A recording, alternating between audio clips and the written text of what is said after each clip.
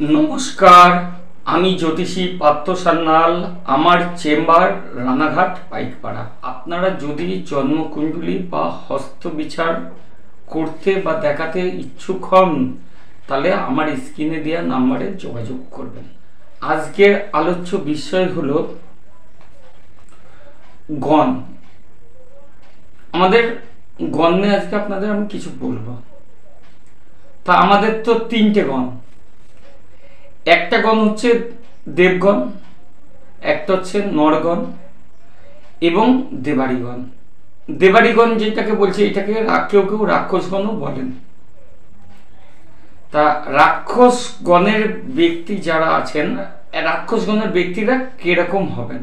এদের ষষ্ঠ ইন্দ্রিয় যেটা রয়েছে সেটা কিন্তু প্রখর, এবং এরা আগামীকাল কি হবে তা এরা অগ্রিম বুঝতে পারে এবং জানতেও পারে। মানুষের মুখোশের আড়ালে কোনটা সত্যি এরা সেটা বুঝতে পারে। এরা খুব স্পষ্টবাদী হয়।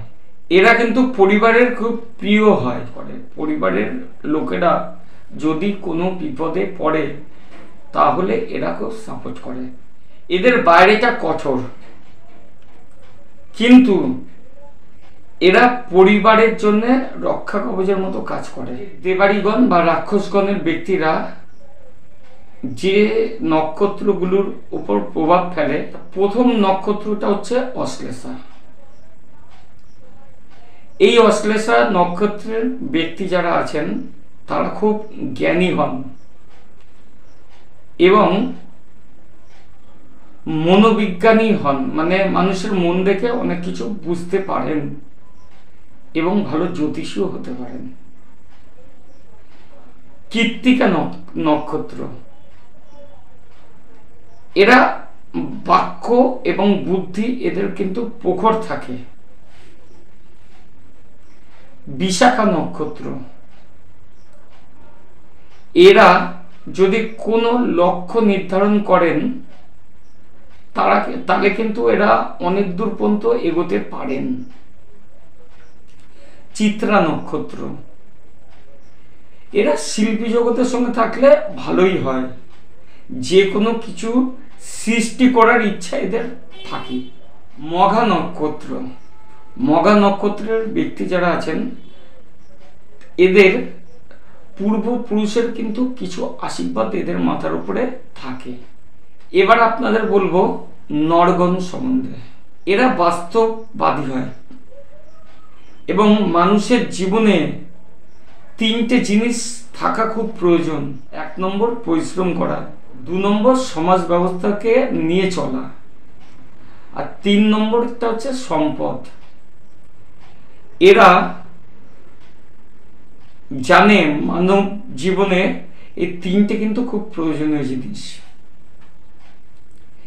এই নরগণের ব্যক্তিরা যে নক্ষত্রগুলোকে নিয়ে চলেন তার মধ্যে প্রথম হচ্ছে ধরেন রোহিণী। রোহিণী নক্ষত্র যারা আছেন তারা খুব সুন্দর হন এবং আকর্ষণীয় হন। আদ্রা, পুরনো ছেড়ে নতুন কিছু আবিষ্কার করার একটা নেশা। ভরণী, লক্ষ্য অর্জনের জন্য যে কোনো কঠিন সিদ্ধান্ত এরা পার করতে পারে। আপনার চেষ্টায় আপনাকে কেউ সহজে হারাতে পারবে না। উত্তরা সরা, এরা এই ব্যক্তিগুলো ধৈর্য থাকে, দায়িত্বশীল হয় এবং জ্ঞানী মানুষ হন। পূর্ব ভাদ্রপদ, এরা একদিকে যেমন সৌম্য থাকে আর একদিকে কিন্তু রেগে গেলে দৈত্য। উত্তর ভাদ্রপদ, এরা শান্ত এবং দয়ালু স্বভাবের হয়।